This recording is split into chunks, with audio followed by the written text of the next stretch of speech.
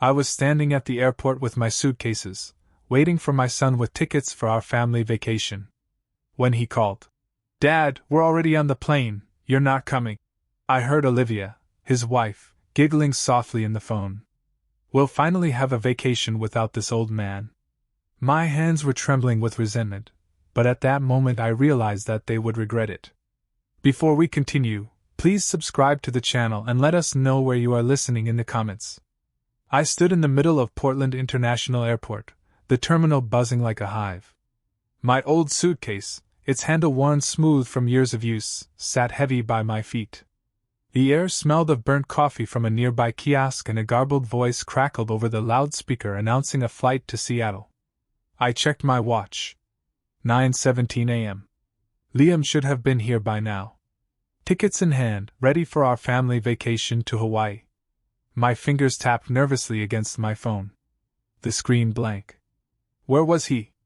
I shifted my weight, the ache in my knees, reminding me of my 67 years. The crowd surged around me, a woman dragging a toddler, a businessman barking into his earpiece, a group of teenagers laughing over their phones. I scanned their faces, searching for Liam's familiar jawline.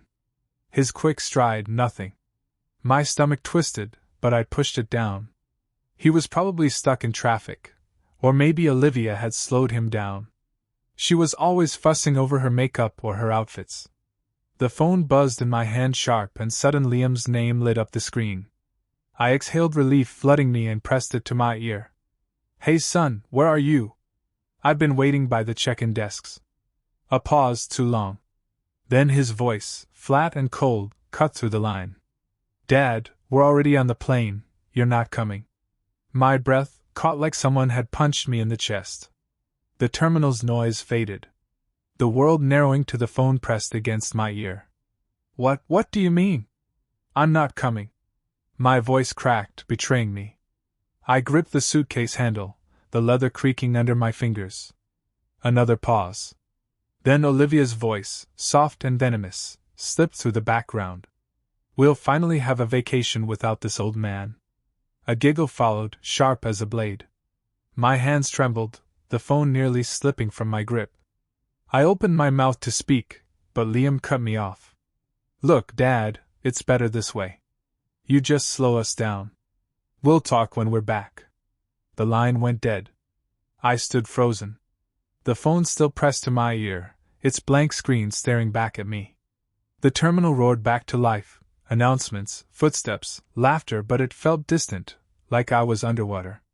My chest burned a mix of shock and rage. They were on the plane I'd paid for the vacation I'd planned down to the last detail, dreaming of sunlit beaches and my son's rare smile. And they'd left me behind like I was nothing. Olivia's words echoed in my skull. Without this old man, I forced my legs to move, dragging the suitcase behind me. Its wheels squeaked a pathetic sound against the polished floor. People parted around me, their faces a blur. I passed the coffee kiosk, the scent now sour in my nose, and headed for the exit. My fingers fumbled in my coat pocket, brushing against the house keys. I tucked there that morning, cold, metal, solid and real, unlike my son's promises. Outside, the air was sharp, April's chill biting through my jacket. A line of yellow taxis idled at the curb, their drivers chatting in clusters. I raised a hand and one peeled away, pulling up beside me. The driver, a wiry man with a graying beard, hopped out and grabbed my suitcase. "Rough morning?" he asked, tossing the bag into the trunk. I didn't answer, just slid into the back seat. The door slammed shut, sealing me in with the faint smell of pine air freshener. My hands were still shaking, knuckles white, as I clenched them in my lap. Olivia's giggle played on a loop in my head, each note fueling the fire in my chest. They thought they could humiliate me, discard me like an old coat, but they were wrong. The driver climbed in and glanced at me in the rear-view mirror. "Hey, buddy, you okay? Where we headed?" I stared out the window, the airport shrinking behind us. My reflection flickered in the glass. Gray hair-lined face, eyes harder than I'd ever seen them. They'd regret this. "All of it kind of need a destination," the driver said, his voice light but curious. I unclenched my fists, the keys in my pocket, digging into my thigh. Home. I said, my voice low and steady. Take me home. The taxi hummed along the highway, rain streaking the windows like tears. Portland's skyline blurred in the distance, a gray smear against the April sky. I sat in the back seat, my hands folded tightly in my lap, the house keys in my pocket pressing into my thigh. The driver's radio played a soft jazz tune, barely audible over the patter of rain and the occasional squeak of the wipers. The air smelled of worn leather and faint cigarette smoke clinging to the seats. I stared at the water sliding down the glass, my mind replaying Liam's voice. You're not coming. Hey, you sure you're okay back there? The driver's voice broke through, warm but cautious. I glanced at the rear-view mirror, catching his eyes brown, creased with concern, framed by a shock of silver hair. His name tag pinned to a faded jacket read Frank, fine. I muttered, my voice rougher than I meant. I didn't want to talk. Not to him, not to anyone. But Frank wasn't the type to let silence linger. Long day, huh? Airport's a madhouse this time of year. He chuckled, adjusting his grip on the wheel, dropping folks off. Picking them up makes me miss my kids. You know they're grown now, scattered across the country. You got family waiting at home. My jaw tightened. Family, the word stung. Sharp as a fresh cut. I thought of Liam's cold tone, Olivia's mocking giggle. My fingers curled around the keys in my pocket, their edges biting into my palm. Something like that, I said, staring out the window. Frank didn't push, but his question hung in the air, stirring memories. I didn't want Liam at 20, his eyes bright, as I handed him the keys to his first car, bought with my overtime checks, the way he'd grinned, promising to make me proud, or the day I paid for his wedding watching Olivia glide down the aisle in a dress that cost more than my monthly pension. She'd barely thank me. Her smile tight as she whispered to Liam about the bold-fashioned venue. My house, the one they lived in rent-free, was old-fashioned too, according to her. I'd heard her say it last month, her voice dripping with disdain. As she stood in my kitchen sipping my coffee, I shifted in the seat, the leather creaking under me. The rain was heavier, now drumming against the roof. I thought of all I'd given them, college tuition, car repairs, the down payment for their honeymoon, and for what? So they could leave me stranded in an airport, laughing like I was some burden they'd finally shed. You ever feel like you gave too much? The words slipped out before I could stop them. Low and raw, Frank glanced back, his brow furrowing to family hell all the time. Gave my daughter my old truck when she moved to Seattle. She sold it a month later, didn't even tell me. He shook his head, but his tone stayed light. But that's how it goes, right? You give 'cause you love. And doesn't always come back the way you hope. I nodded, my throat tight. Love. I'd loved Liam fiercely, even when he started pulling away, his calls growing shorter, his visits rare. I told myself it was just life, marriage, work, Olivia. But now I saw it clearly. Every sacrifice, every dollar had been a rope they'd used to tie me down, to keep me useful until they didn't need me anymore. The taxi slowed, turning into my neighborhood. The houses here were tidy, their lawns clipped, but the familiarity felt hollow. I leaned my head against the window, the glass cool against my temple. Olivia's voice echoed again. Without this old man, my chest burned. But beneath the hurt, something else stirred, something hard and unyielding. Like the keys in my hand, Frank pulled up to my house, the tires crunching on the wet gravel drive. The two-story colonial loomed ahead, its white paint peeling at the edges, the front porch sagging under years of neglect. My house, my life's work. And they thought they could take it from me. Home, sweet home, Frank said, turning to face me. That'll be $28.50. I handed him a crumpled 30, waving off the change. Keep it, I said, my voice steadier. Now I stepped out the rain, soaking my coat, and grabbed my suitcase from the trunk. The taxi's engine idled. As I stood there staring at the front door, my fingers closed around the keys, their weight grounding me. Frank leaned out his window. Take care, all right, family stuff. It's never as bad as it seems. I didn't answer, just gave a curt nod. He drove off the tail, lights fading into the rain. I turned to the house, my house, the one I built for a family that no longer existed.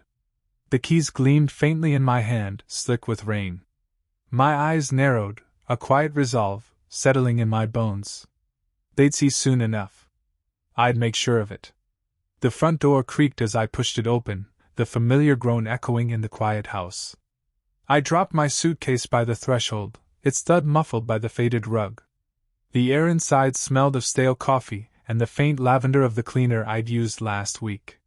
My house, 2 stories of chipped paint and creaky floors, every inch earned through decades of long shifts and careful saving. Now it felt like a museum of mistakes, each room holding memories of a family that had turned its back on me. I shuffled to the kitchen, my shoes scuffing the hardwood. The morning's chill clung to my coat, but I didn't bother hanging it up. I flicked on the coffee maker, its low hum filling the silence. While it gurgled, I sank into the old armchair by the window, the springs groaning under my weight. A shelf across the room held family photos. Liam as a boy grinning with a missing tooth. Our fishing trip when he was 15, his wedding day, where I'd stood proud. Ignoring Olivia's tight smile, I stared at the frames, my chest tight. How had it come to this? Liam's voice rang in my head, cold and final. "You're not coming," Olivia's giggle followed, sharp and cruel. Without this old man, my fingers twitched, itching to smash something, but I gripped the armrests instead, the wood smooth under my palms. I'd given them everything: college cars, a roof over their heads, and they'd repaid me with a phone call and a laugh. I stood pacing the kitchen, my steps heavy. The coffee maker beeped, but I ignored it, my eyes drifting to the keys. I tossed on the counter. They glinted under the fluorescent light, small but solid. A reminder, this was my house, my life. I wasn't the burden they thought I was. I pulled out my phone, scrolling through contacts. The bank's number stared back at me. A quiet temptation. My thumb hovered over the call button, but I hesitated. Not yet. I needed to think, to plan. I wasn't Liam acting on impulse or Olivia scheming behind fake smiles. Whatever I did, it would be deliberate, fair, they'd feel it. I wandered to the living room, my hand brushing the back of the couch where Liam used to sprawl, demanding money for some new gadget. "Dad, you don't get it," he'd say, rolling his eyes when I suggested saving Olivia was worse. Her complaints slicing like paper cuts. "This house is so dated," she'd said. "Once sipping wine I'd paid for, you should renovate." As if I hadn't poured my life into these walls. I stopped by the fireplace, my gaze landing on another photo, Liam and me at his graduation. I'd worked double shifts to cover his tuition, never complaining. He'd hugged me that day, promising to make me proud. A lie I saw now. My throat burned, but I swallowed it down. No tears, not for them. I thought of their voices in the airport, the ease with which they'd cut me out. They thought I was weak, a pushover who'd keep giving no matter what they were wrong. I wasn't that man anymore. The man who'd stood in that terminal, shocked and trembling, was gone. In his place was someone else, someone who wouldn't let this go unanswered. I crossed to the window, the curtains rough against my fingers as I pushed them aside. The front yard stretched out, the grass patchy from neglect.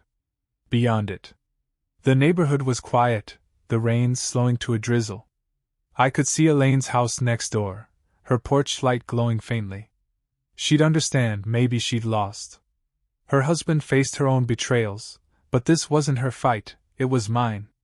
My reflection stared back from the glass, eyes sharp and unyielding. I thought of the bank, the accounts I'd set up for Liam, the mortgage I'd paid off alone. They lived here because of me, slept under my roof, ate my food, and they thought they could discard me. No, they'd learned what it meant to cross me. I stepped back, my hand, brushing the keys on the counter again. Their weight was a promise, a tether to the life I'd built. I wouldn't let them take it. Not anymore. Enough. I whispered, my voice steady, cutting through the house's silence. I turned from the window, my gaze settling on the yard again. "You'll see." The faint hum of my old computer filled the study, its glow casting shadows across the cluttered desk. A half-empty coffee mug sat beside me, the bitter scent mixing with the musty smell of old books and paper. Outside, the rain had slowed to a drizzle, pattering softly against the window. My house felt too quiet, the kind of silence that pressed against your chest. I held my phone, the bank's number glowing on the screen. My thumb hovered over the call button, a knot tightening in my stomach.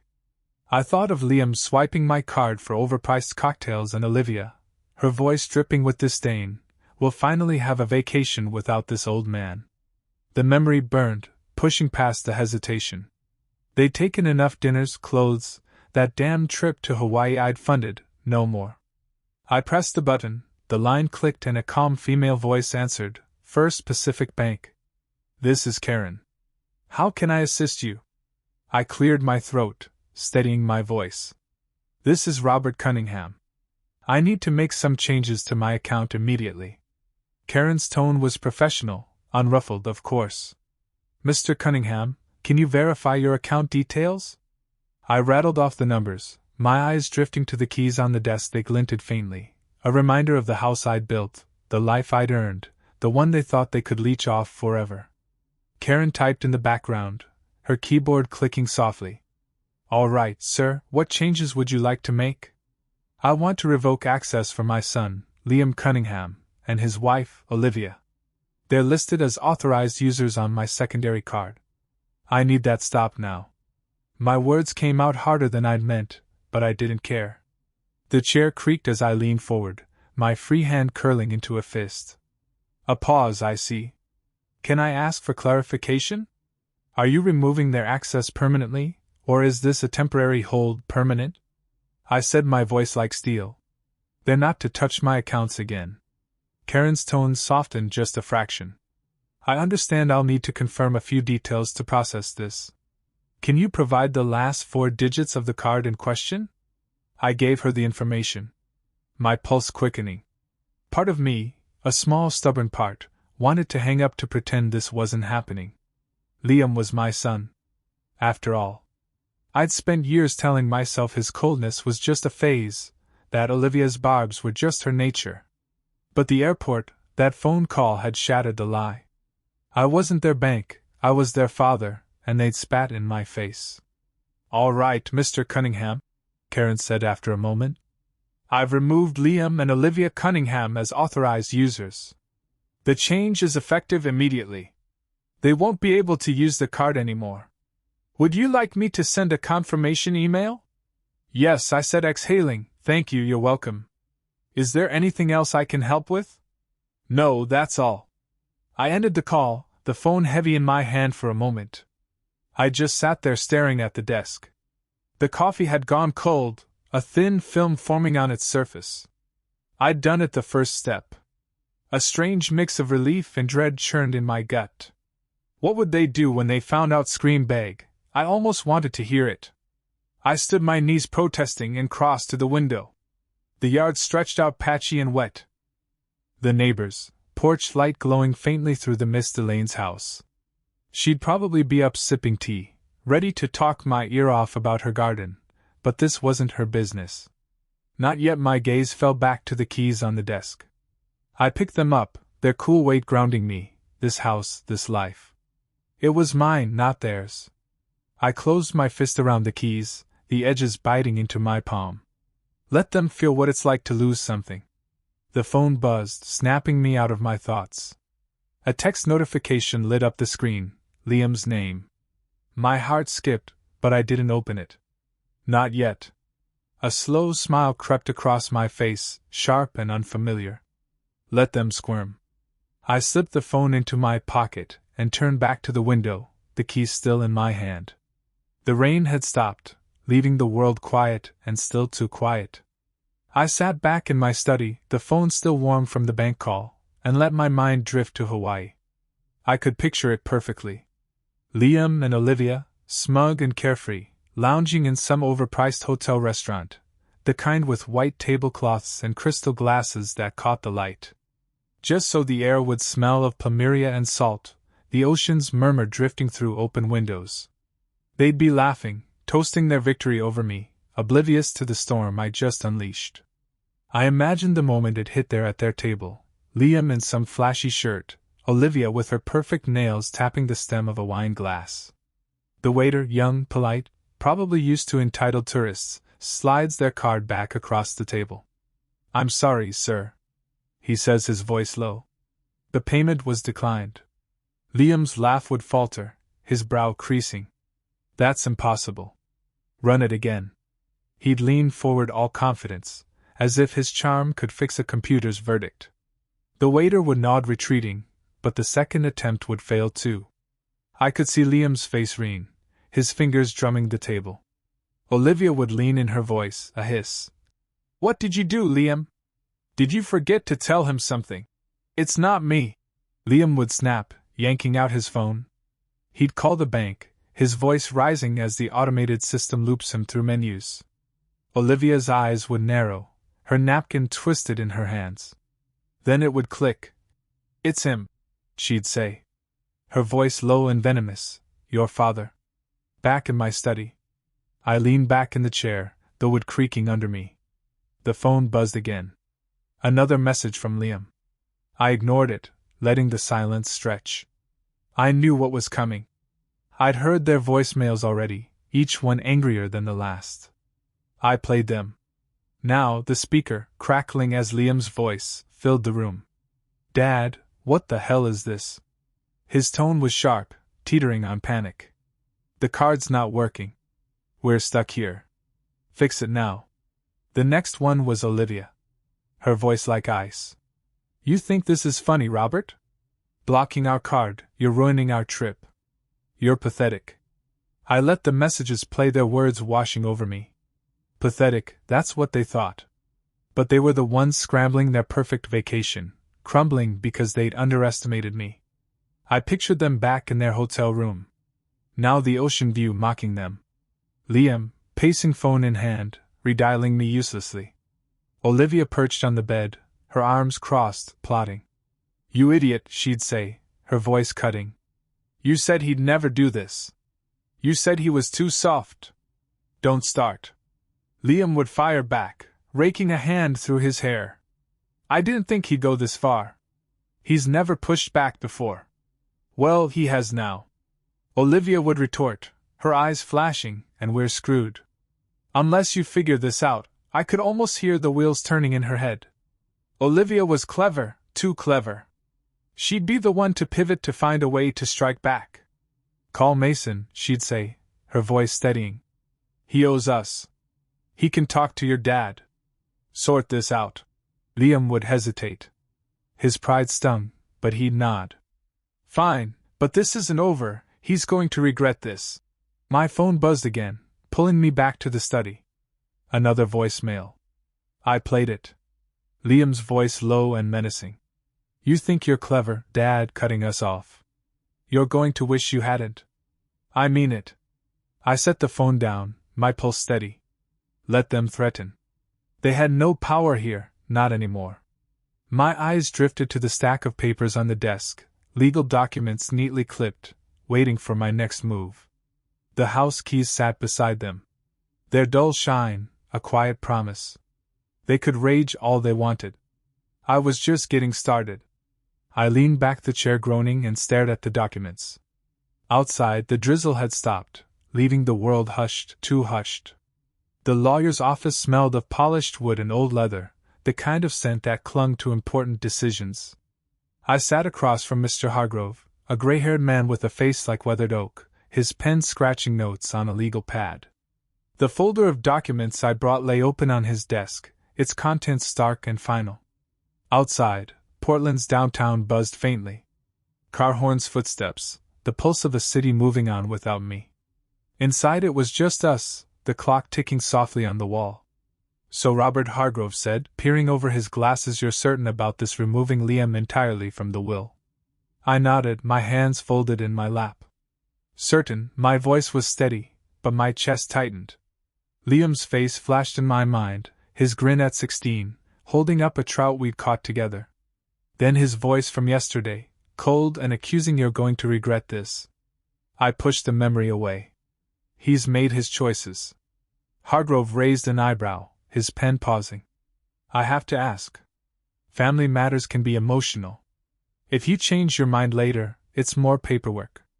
You're sure you want to move forward? I hesitated just for a second. I thought of Liam's birthday last month, how I'd called and left a voicemail. My voice cheerful, only to get a text back hours later. Busy dad talk. Later no call came. Olivia's words echoed too sharp and mocking. They didn't deserve my loyalty. Not anymore, I'm sure. I said, meeting his gaze. Let's do it. Hargrove nodded, jotting something down. All right, I'll draft the new will. You'll need to sign it, and we'll need a witness. Should be straightforward. He slid a form across the desk, his pen clicking. Anything else you want to add? Beneficiaries, specific requests? I thought of the house. The keys I'd left on my desk that morning. The house stays mine.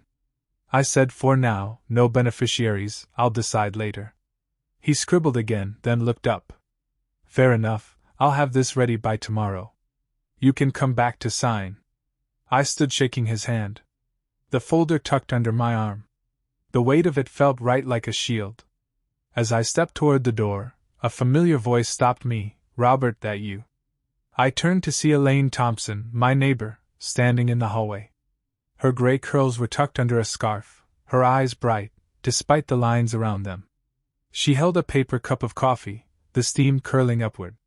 Didn't expect to see you here, she said, her voice warm but curious. Elaine, I said, managing a small smile, just handling some business. Her gaze flicked to the folder, then back to me. Sounds serious.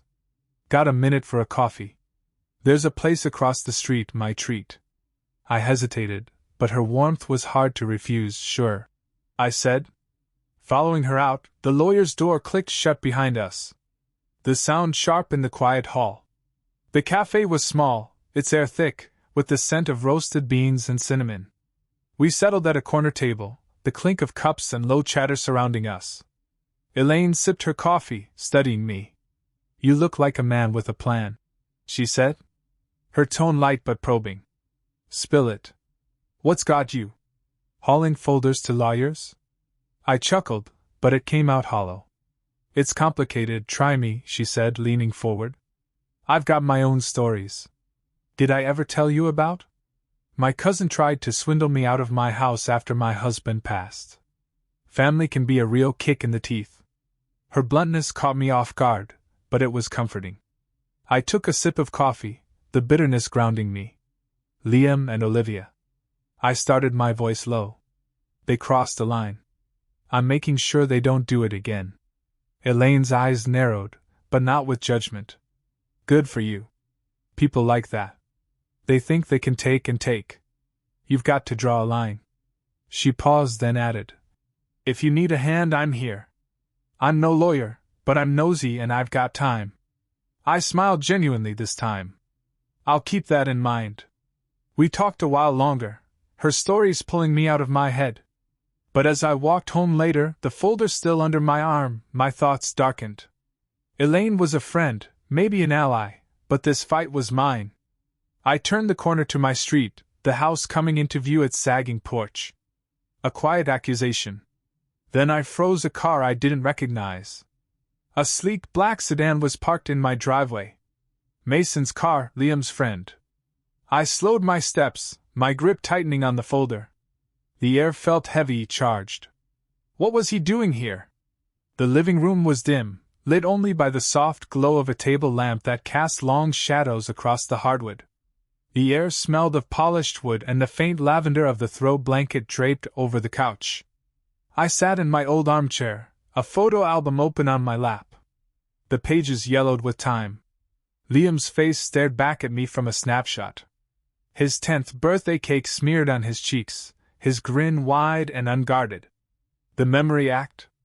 But I pushed it down my fingers, tracing the edge of the album. A low rumble outside snapped me out of it. Headlights swept across the front windows, tires crunching on the gravel drive. I stood, the album sliding shut with a soft thud, and peered through the curtains. Mason's black sedan sat in my driveway, its engine idling like a crouched animal. My pulse quickened, but I forced my breathing steady. So they'd sent him Liam and Olivia's errand boy. The doorbell rang sharp and insistent.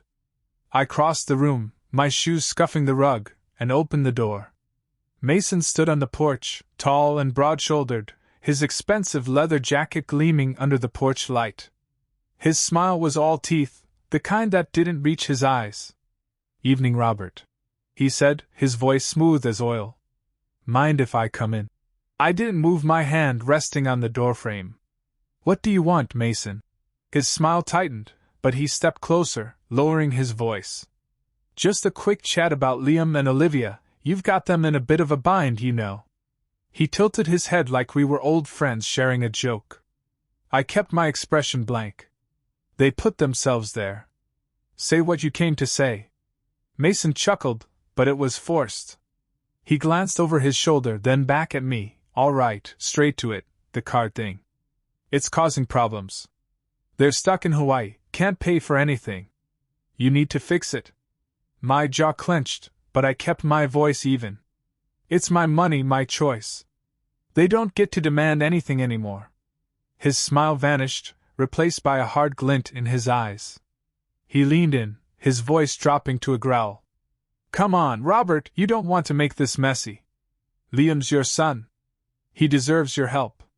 Always has." I remembered Mason's help years ago, borrowing $500 for a business deal he never repaid. My fingers tightened on the door frame. "Deserves," I said, my voice low and sharp, "like you deserve that loan I gave you. Tell Liam, he's on his own. Now. Both of them are." Mason's face darkened, his hands flexing at his sides. "You're making a mistake, old man. Liam's not going to let this slide. You think you can just cut him off. He's got plans and you're not going to like them." I stepped forward close enough to smell the cologne. He doused himself in. "Tell him to try me," I said, each word deliberate. "Now get off my porch." For a moment, he didn't move, his eyes locked on mine. Then he snorted, stepping back. "This isn't over," he said, jabbing a finger at me. "You'll see." He turned, striding back to his car, the door slamming as he peeled out of the drive. I shut the front door, the lock clicking with a satisfying snap. My heart was pounding, but a strange calm settled over me. They thought they could bully me, send their lackey to scare me straight. They were wrong. I crossed to the window, pulling the curtain aside, to watch Mason's tail lights disappear into the night. The neighborhood was quiet. The only sound, the faint chirp of crickets. My gaze drifted to the coffee table, where my house keys lay, catching the lamp's light. They gleamed like a promise, small but solid. This was my home, my life, and I'd fight for it. I let the curtain fall, the keys shine, lingering in my mind outside. The darkness seemed to press closer, heavy with what was coming next. The park was quiet that morning, the air crisp, with the scent of damp grass and blooming cherry trees. Their petals drifted across the path, soft and pink, catching in the folds of my coat. As I walked, my hands were stuffed in my pockets. The weight of the new will and Mason's visit still heavy on my mind, the neighborhood felt different. Now, like it was holding its breath. Or maybe that was just me. I slowed near a bench. Its wood weathered and splintered. A memory hit me hard. Liam, 10 years old, running ahead of me in this same park, his fishing rod bouncing on his shoulder. "Come on, Dad!" He'd shouted, his laugh, bright as the sun glinting off the pond. We'd spent hours there, untangling lines, bathing hooks, him chattering about school and dreams. My chest tightened, a dull ache spreading. Had I been too harsh? Cutting him off, rewriting the will? Was it too much? He was my son. Despite everything, I sat on the bench, the cold seeping through my jeans. The park was nearly empty, just a jogger in the distance and the rustle of leaves overhead. I rubbed my hands together, trying to shake the doubt. Liam wasn't that boy anymore. He was the man who'd left me in an airport, who'd let Olivia mock me while they spent my money. But still the memory of his laugh lingered, sharp as a blade. "Robert, you look like you're carrying the world." Elaine's voice cut through my thoughts. She stood a few feet away, her gray curls peeking out from a knit cap, her dog, a scruffy terrier named Max, sniffing the grass at her feet. Her eyes were sharp but kind, like she could see right through me. I managed a half smile, just thinking. Didn't expect to see you here. Max drags me out every morning, she said, patting the dog's head. His fur was soft, matted with dew. You, though, you've got that look like you're wrestling with something big. Want to talk? I hesitated, but the weight in my chest pushed the words out. It's Liam. I keep remembering him as a kid makes me wonder if I'm doing the right thing. Elaine nodded. Sitting beside me. Max flopped at her feet, panting. Kids grow up, Robert, doesn't mean they stay the people we want them to be. Her voice was gentle but firm. What's got you second-guessing? I told her about Mason, the threats, the will. The words came slowly, each one heavy. I cut him out. Elaine, my own son, what if I'm wrong? She leaned back, her hands clasped around her coffee thermos. You're not wrong for wanting respect. I had a nephew thought he could sweet-talk me out of my house after my Tom died. Smiled to my face, then tried to forge my signature. Families, no excuse for betrayal. She paused, her eyes meeting mine. You gave Liam everything. What's he giving you? I thought of the airport. Olivia's giggle, Liam's cold voice, nothing, I said. The word bitter, not for years. Exactly, Elaine's tone sharpened. You're not the villain here, you're a man who's had enough. Don't let guilt trick you into backing down. Her words settled over me like a hand on my shoulder. I nodded, the ache in my chest easing, thanks. I said, my voice low. I needed that. She grinned, standing. Come on, let's walk. Max will chew my shoes if we sit too long. We headed to my house, Max trotting ahead. In the kitchen I brewed tea. The kettles whistled, cutting through the quiet. The air smelled of chamomile and the faint lemon of dish soap. Elaine sat at the table. Her thermos swapped for a mug. So she said, her tone lighter. What's next? I poured tea, my eyes catching the folder of documents on the counter. The new will, signed and final. I keep going. I said, my voice steady. Now they don't get to win. Elaine raised her mug, a glint in her eye. That's the spirit. You're tougher than you look, Robert. I smiled, setting the kettle down, the folder seemed to pulse. A quiet reminder of the path I'd chosen. I need to finish what I started, I said. Glancing at her, she nodded, sipping her tea, her silence. A kind of approval. Outside, the wind picked up, rattling the windows. The documents waited, their weight heavier than ever. The drills. Wine filled the hallway sharp and relentless.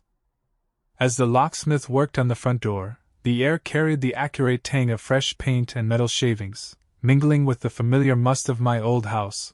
I stood a few feet away, arms crossed, watching the man swap out the old lock for a shiny new one. Each turn of the screwdriver felt like a stitch closing a wound.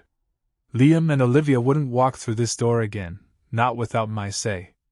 Almost done here, the locksmith said. A wiry guy named Pete, with a toolbox that clattered like loose change. You want me to do the back door too? Already done, I said. My voice calm but firm. Just finish this one. I want it solid. Pete nodded, wiping sweat from his brow. Big cleanup, huh? Kicking someone out, I didn't answer, just gave a tight smile. He didn't need to know. The new keys sat in my pocket, their edges pressing into my thigh. A quiet reminder of the line I was drawing, my house, my rules. I turned and headed upstairs, my footsteps heavy on the creaky steps. Liam and Olivia's bedroom door was ajar. The room a snapshot of their carelessness. Clothes strewn across the bed, a half-empty coffee mug on the nightstand. I grabbed a stack of cardboard boxes from the hall and started packing Olivia's designer dresses. Each one. A jab at my bank account went in first, their silks slipping through my fingers like water. Liam's gadgets followed, his smartwatch, a gift from me for his last birthday. Its screen still smudged from his fingers. Every item was a memory of my generosity. There, in gratitude, I worked methodically, folding, stacking, sealing. The act was strangely satisfying. Like reclaiming pieces of myself, I paused at a photo on their dresser. Liam and Olivia at some beach, their smiles smug. I tossed it into the box without a second glance. Let them keep their memories. They wouldn't keep my home. Pete's drill stopped his voice, calling up all set. Mr. Cunningham, want to test the keys? Be right down, I shouted, taping the last box shut. I carried it downstairs, the weight tugging at my arms, and stacked it with the others in the yard. The grass was damp, the April air cool against my skin. The boxes formed a neat row, a silent eviction notice. I pulled a note card from my pocket, scribbled a message, "You don't live here anymore," and tucked it under the top box's flap. Simple final. The front door creaked open and Elaine stepped out, her scarf fluttering in the breeze. She'd stopped by to check on me. Her presence a steady anchor. "Well, damn, Robert," she said, eyeing the boxes. "You don't mess around." I shrugged, dusting my hands. Had to be done. She nodded, her eyes scanning the yard. "They're going to lose it when they see this. You sure you're ready for the fallout? They've had their chances," I said, my voice low. "I'm done, waiting for them to change." Elaine's lips twitched, almost a smile. "Good, but keep your eyes open. People like them don't go quietly." I glanced at her, the warning settling in. She was right, Liam and Olivia wouldn't just slink away. But I was ready, or I thought I was. Pete emerged. Toolbox in hand. "Locks are tight. Here's your keys." He handed me a small ring, the new keys glinting in the fading light. "Anything else?" "That's it," I said, slipping the keys into my pocket. "Thanks, Pete." He tipped his cap and headed to his van, the engine rumbling as he drove off. Elaine and I stood there, the yard quiet, except for the rustle of leaves. The boxes loomed, a testament to the bridge I'd burned. "You did good," Elaine said, her voice soft but sure. "This is yours now, all of it." I nodded, my throat tight. The new keys felt heavier than before their weight. A promise and a burden.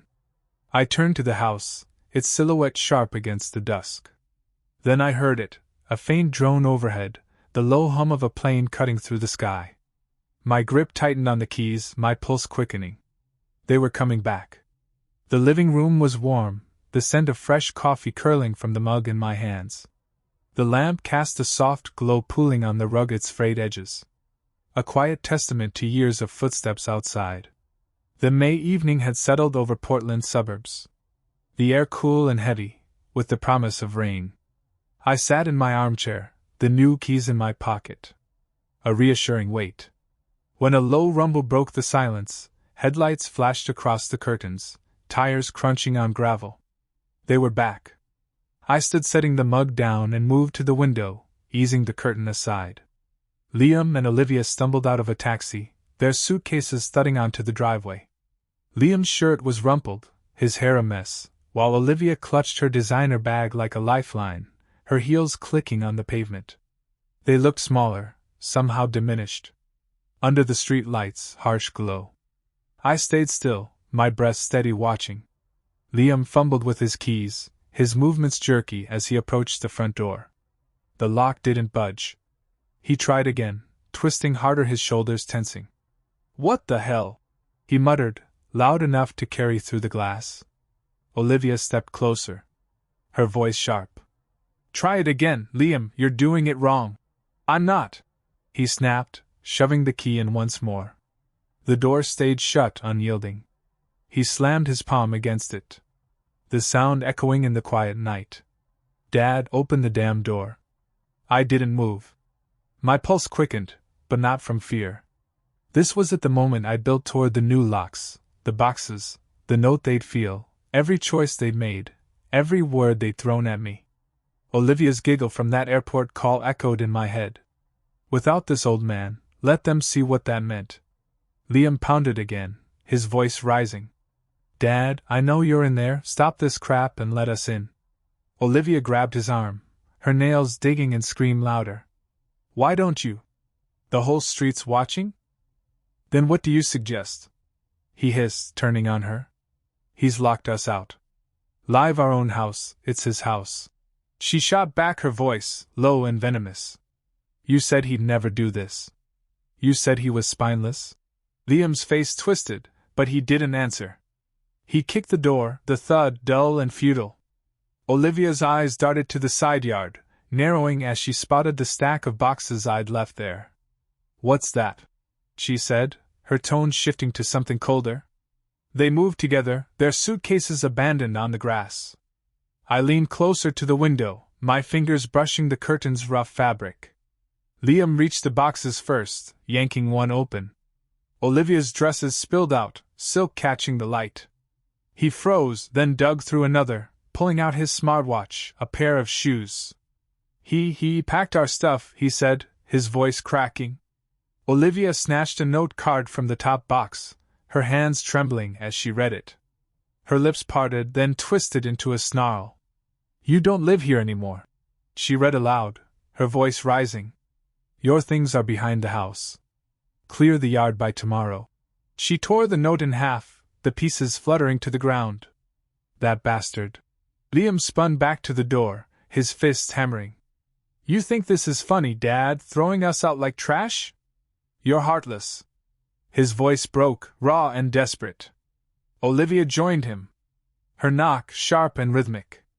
"Robert, open this door right now. You can't do this to us." I stepped back, letting the curtain fall.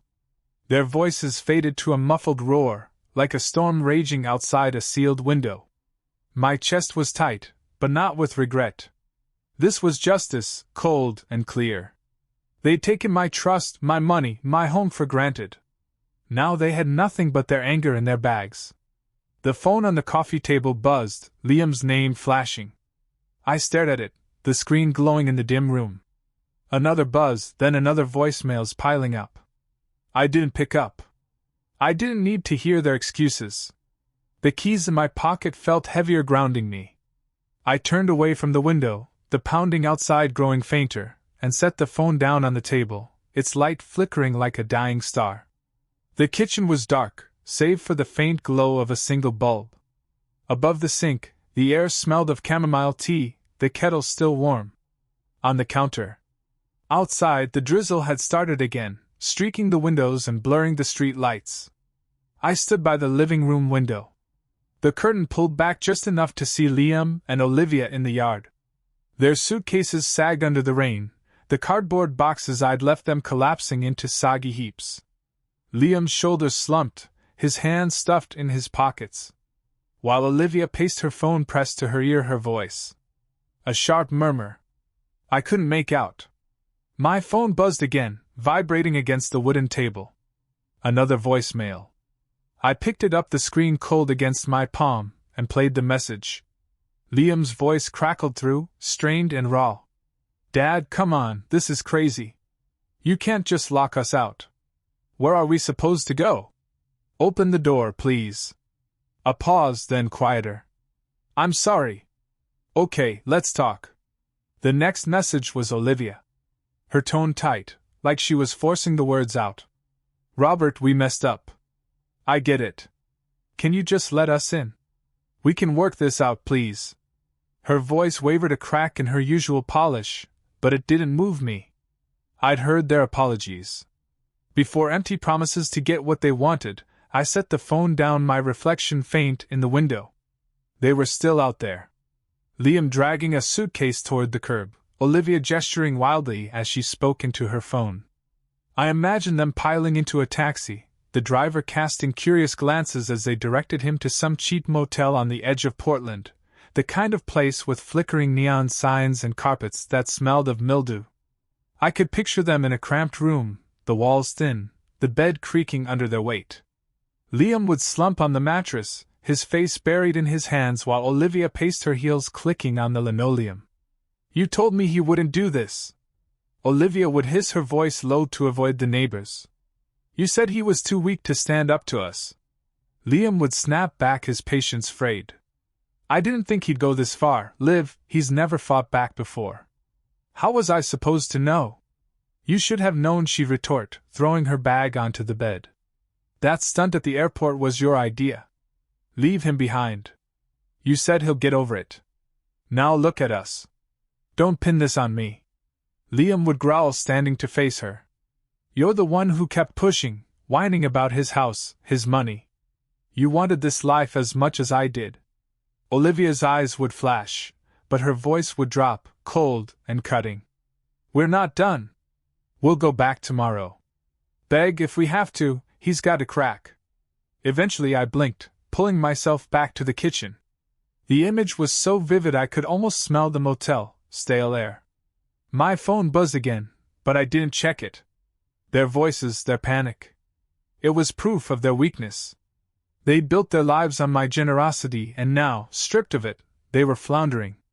I felt no pity, only a quiet calm, like the stillness after a storm. I poured myself a cup of tea, the steam curling upward, and sat at the table. The wood creaked under my elbows, familiar and solid. My eyes fell on a small note card tucked under a stack of bills. Elaine's handwriting. Neat and looping coffee. "Tomorrow, my treaty?" I smiled, the tension in my chest easing. She'd been there through all of this, a steady voice cutting through the noise. Tomorrow, I tell her everything. Share the weight of this victory. The rain tapped against the window, a soft rhythm. I sipped my tea, the warmth spreading through me, and let the note card rest in my hand. Outside. The yard was empty. Now their suitcases gone, the boxes, a ruined pile. They'd lost and I was still here. The cafe was a warm haven, its air thick, with the scent of roasted coffee and fresh pastries. Sunlight streamed through the wide windows glinting off the wooden tables and the polished counter where baristas chatted over the hiss of the espresso machine. I sat across from Elaine, my hands wrapped around a ceramic mug, the heat seeping into my palms. Her gray curls bounced as she leaned forward, her eyes bright with curiosity. "So," she said, stirring her latte, "how's it feel to be the king of your castle again?" I chuckled. The sound lighter than I'd expected. "Feels right," I said. My voice steady, quiet but right.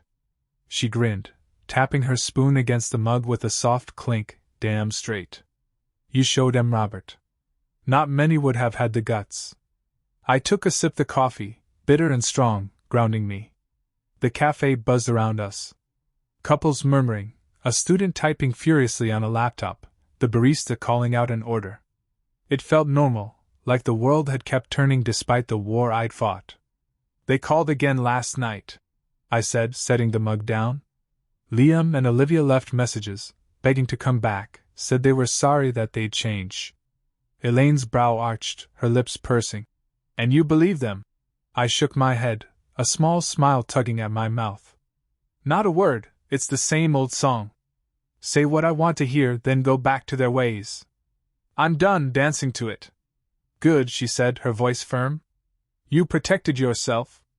That's what matters. They made their bed. Let them lie in it." I nodded, her words settling like stones in a riverbed. I thought of Liam's last message. His voice soft, almost broken. "Dad, please give us a chance." I'd listened to it once, then deleted it. The act as final as locking the door. Olivia's message had been smoother calculated, but it rang just as hollow. They weren't sorry for hurting me. They were sorry they'd lost their meal ticket. The clarity of it was freeing, like shedding a weight I'd carried too long. We talked a while longer. Elaine sharing her plans to plant roses in her garden, her enthusiasm pulling me into the moment. "You should come help," she said, her eyes twinkling. "Get your hands dirty, it's good for the soul." "Maybe I will," I said, meaning it for the first time in years. I felt like I had room to breathe, to choose my own path back home.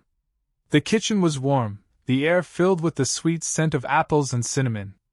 I decided to bake a pie, something I hadn't done in ages. The dough was rolled out on the counter, the apples sliced and spiced, their juice sticking to my fingers.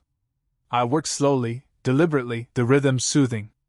I remembered baking for Liam when he was a boy, his eyes wide as he sneaked a taste of the filling. The memory didn't sting anymore. It was just a fact, a piece of a life I'd left behind. The front door creaked open and Elaine stepped in, a small bouquet of daisies in her hand from my garden. She said, setting them in a vase on the table. "Thought they'd brighten the place." "They do," I said, sliding the pie into the oven. The kitchen glowed, sunlight spilling through the open door, catching the petals in a soft halo. Elaine settled at the table, her presence easy, familiar. "We should do a dinner soon," she said. "You, me, maybe a few neighbors break in this new chapter, right?" I smiled, wiping my hands on a towel. "I'd like that." She leaned back, her fingers tracing the vase's edge. "You're going to be okay, Robert, better than okay," I nodded. The words sinking in the oven hummed, the pie baking, its warmth filling the room. I thought of Liam and Olivia somewhere out there, scrambling to rebuild without me. I didn't wish them harm. Just distance this house. This life was mine again, and for the first time in years, I felt like I was home. The sunlight shifted, bathing the kitchen in gold. I stood by the counter, the daisies bright against the wood, and let the moment hold me. Whatever came next, I was ready. If you like this story, please like this video, subscribe to the channel, and share your impressions of this story in the comments. To listen to the next story, click on the box on the left. Thank you for watching.